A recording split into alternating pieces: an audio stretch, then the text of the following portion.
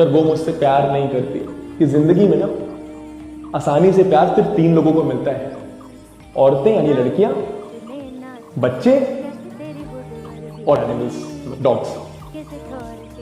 लड़कों को ना प्यार कमाने के लिए कुछ बनना पड़ता है, कुछ हासिल करना पड़ता है, अपनी औकात बनानी होती है।